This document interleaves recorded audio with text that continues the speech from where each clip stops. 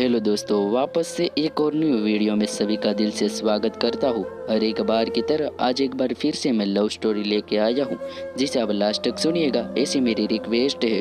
तो शुरू करते हैं आज की प्रेम कहानी। नाम सुन के क्या लगता है आपको? प्यार का एहसास क्या होता है? तो चलिए आज हम आपको बताते हैं प्यार का एहसास का मतलब क्या होता है। ये कहानी एक रईस परिवार की लड़की जिसका नाम राधिका है और दूसरी ओर एक मध्यम परिवार का लड़का जिसका नाम अमन है। दोनों एक दूसरे से बहुत अलग है, लेकिन क्या उन्हें एक दूसरे से प्यार हो पाएगा? चलिए जान लीजिए आप खुद ही। राधिका बचपन से एक आलीशान घर, गाड़ी और रहन सहन में पली बड़ी है। वहीं अमन बचपन से अपने परिवार को संघर्ष करता देख बड़े होते होते उससे अपनी जिम्मेदारी का एहसास होने लगा। ज़्यादा पैसा न होने के कारण से वो ज़्यादा पढ़ लिख ना सका। वहीं दूसरी ओर सब कुछ होने के बाद भी राधिका को पढ़ने लिखने का मन ना होने के कारण पढ़ ना सकी। वक्त के साथ साथ दोनों बड़े हुए अपने अपने रहन सहन से। एक ओर अमन एक छोटी से कार कंपनी में काम करने लगा, वहीं दूसरी ओर राधिका अपनी जिंदगी घूमने मस्ती में बिताने लगी। एक दिन आया जब दोनों का एक दूसरे से आमना सामना हुआ। वो कुछ इस तरह से हुआ कि एक दिन अमन एक कार का टेस्टिंग करने निकला था, वहीं राधिका अपने दोस्त के साथ कार में घूमने निकली थी। थोड़ी दूर जाके राधिका की गाड़ी खराब हो गई और उसी वक्त अमन ने देखा कि कोई वहां लिफ्ट मांगते हाथ दिखा रहा है। अमन गाड़ी साइड में कर उतर के राधिका की ओर गया। फिर क्या? राधिका उससे देख पूछने लगी, क्या आप हमें थोड़ी दूर तक छोड़ सकते हैं? अमन उसकी बातों को सुन के चुपचाप गाड़ी की ओर गया और गाड़ी को चेक करने लगा। ये देख राधिका को अच्छा नहीं लगा कि वो किसी से पूछ रही है और अमन जवाब नहीं दे रहा है। अमन कुछ देर बाद बिना किसी से कुछ कहे चले जाता है। ये देख राधिका को कुछ समझ नहीं आता। तभी पीछे से आवाज आते हुए, राधिका गाड़ी चालू हो गई, अंदर आजा। ये सुन राधिका उससे शुक्रिया करने जाती, तब तक अमन निकल चुका था।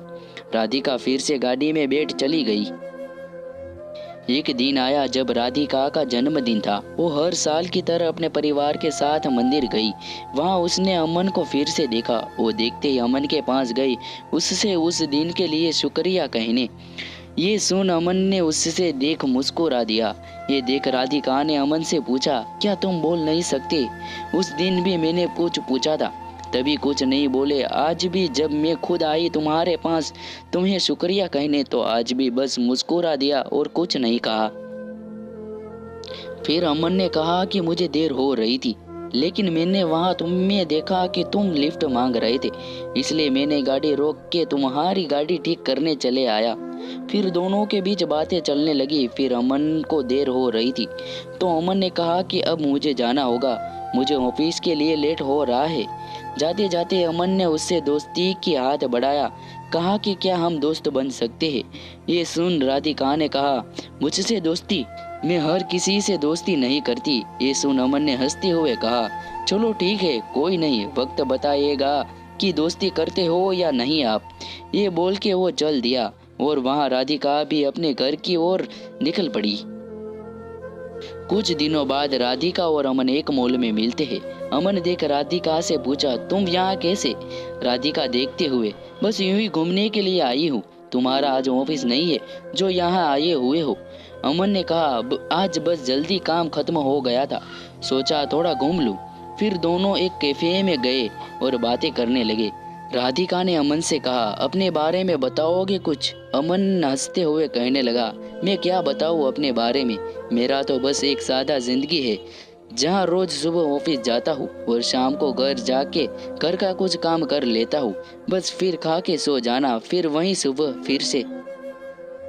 फिर अमन ने पूछा, क्या करते हो आप? ये सुन राधिका हंसने लगी और कहा, मुझे कुछ करने की जरूरत ही नहीं पड़ती, सब बिना कुछ किए ही मिल जाता है, तो क्यों करूँगी मैं कुछ?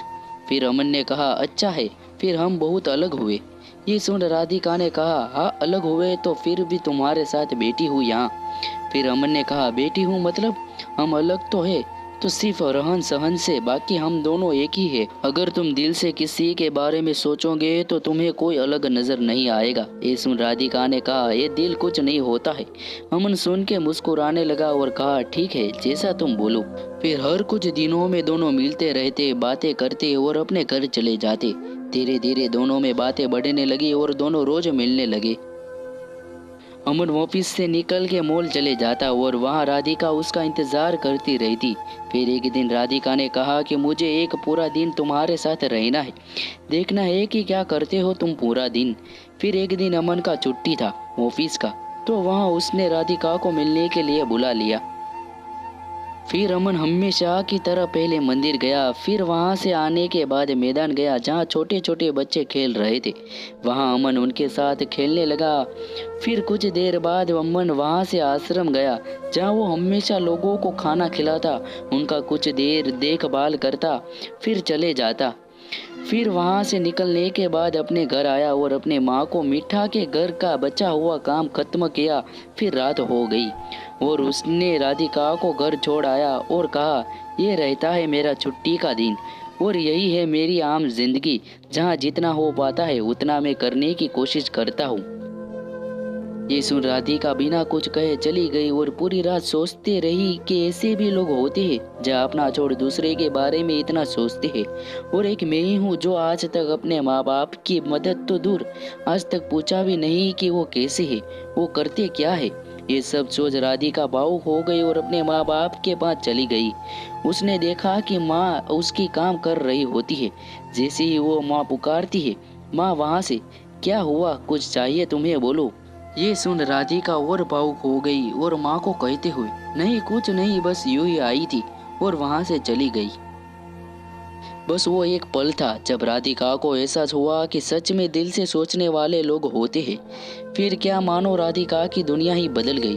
अगली सुबह वो पापा के पास गई और कहने लगी, आज से मैं भी आपके साथ ऑफिस जाऊंगी, मुझे भी आपके काम का बोझ उठाना है। ये सुन पापा सोच में ही रह गए कि क्या हो गया मेरी बेटी को, आज इतने सालों बाद अचानक से ये ख्याल कैसे आया। और अंदर ही अंदर खुश भी हो रहे थे कि उनकी बेटी अब बड़ी हो रही है, अपनी जिम्मेदारी समझने की काबिल बन गई है। बस फिर शाम को हमेशा की तरह वो अमन से मिलने चली गई। बस फर्क इतना था आज कि वो हमेशा वो घर से आती थी, आज वो ऑफिस से आई है। ये देख अमन को खुशी हुई और उसने राधिका से पूछा, तो दिल होता है ना।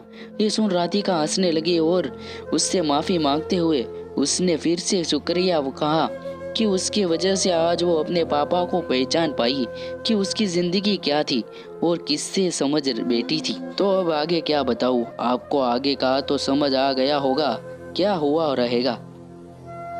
और कहानी की तरह दोनों को अंत में एक दूसरे से प्यार हो गया और दोनों एक दूसरे के साथ रहने लगे। अमन को एक साथी की जरूरत थी जो उसे समझे, प्यार करे, और राधिका को सच्चाई की एक जिम्मेदारी की जरूरत थी जो उससे अमन ने दिखा दिया था। जाते जाते मैं आपको एक बात बताना ही भूल गया, दोनों एक दूसरे से मिले, बातें किए, घूमते रहे एक दूसरे से एक साथ, लेकिन अभी तक दोनों ने एक दूसरे से अपना नाम नहीं पूछा। ना अमन ने कभी पूछा कि आपका नाम क्या है और ना ही राधिका ने अमन से कभी उसका नाम पूछा। ये कहानी का अर्थ यही था कि किसी की पहचान जानना या पूछना जरूरी नहीं, जरूरी बस यह है कि आप बिना जाने कितना उस पर यकीन करते हो और उसकी मदद करते हो। राधिका एक ऐसी लड़की थी जिससे हमेशा से घूमना, मस्ती करना ये सब में अच्छा लगता है, और अमन एक ऐसा लड़का था जिसे हमेशा से उसकी जिम्मेदारी उसे पकड़ी रहती। दोनों एक दूसरे से काफी अलग थे, लेकिन अंत में वहीं एक दूसरे के लिए बन गए। तो प्यार कभी भी और किसी से भी हो जाता है, आपको ना उसके लिए अपनी जिम्मेदारी से भटकना है और ना ही उसके लिए कुर्बानी देनी है। तो दोस्तों वीडियो कैसी लगी कमेंट करके ज़रूर से बताइएगा। मिलते हैं ऐसी एक वीडियो के साथ दोबारा, तब तक अपना ख्याल रखिएगा। जय हिंद, जय भारत। दोस्तों वीडियो पसंद आई हो तो लाइक का बटन जरूर से दबा देना, चैनल पे नए आए हो तो सब्सक्राइब जरूर से कर देना, नोटिफिकेशन भी ऑन कर देना।